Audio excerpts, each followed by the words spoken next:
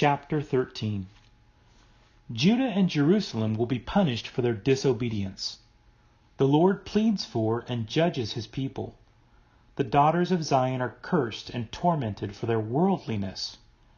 Compare Isaiah 3, about 559 to 545 BC.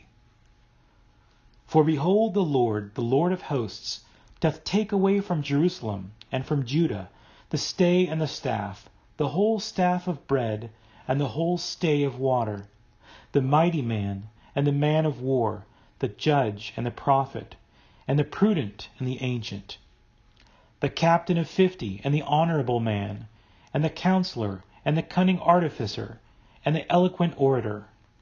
And I will give children unto them to be their princes, and babes shall rule over them. And the people shall be oppressed, every one by another, and every one by his neighbor. The child shall behave himself proudly against the ancient, and the base against the honorable. When a man shall take hold of his brother of the house of his father, and shall say, Thou hast clothing, be thou our ruler, and let not this ruin come under thy hand. In that day shall he swear, saying, I will not be a healer, for in my house there is neither bread nor clothing. Make me not a ruler of the people. For Jerusalem is ruined, and Judah is fallen, because their tongues and their doings have been against the Lord, to provoke the eyes of his glory. The show of their countenance doth witness against them, and doth declare their sin to be even as Sodom, and they cannot hide it. Woe unto their souls, for they have rewarded evil unto themselves. Say unto the righteous that it is well with them, for they shall eat the fruit of their doings.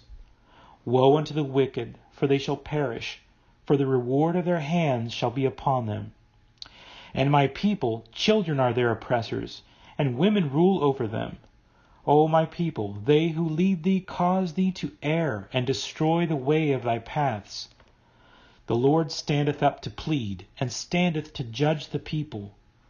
The Lord will enter into judgment with the ancients of his people, and the princes thereof. For ye have eaten up the vineyard and the spoil of the poor in your houses. What mean ye?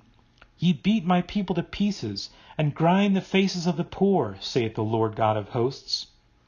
Moreover the Lord saith, Because the daughters of Zion are haughty, and walk with stretched forth necks and wanton eyes, walking and mincing as they go, and making a tinkling with their feet. Therefore the Lord will smite with a scab the crown of the head of the daughters of Zion, and the Lord will discover their secret parts.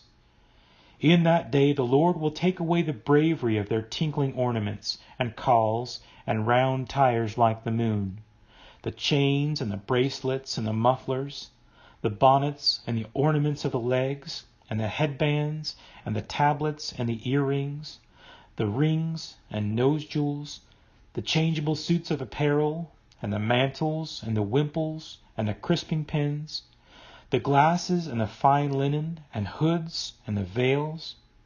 And it shall come to pass, instead of sweet smell, there shall be stink, and instead of a girdle, a rent, and instead of well-set hair, baldness, and instead of a stomacher, a girding of sackcloth, burning instead of beauty. Thy men shall fall by the sword, and thy mighty in the war. And her gates shall lament and mourn, and she shall be desolate, and shall sit upon the ground.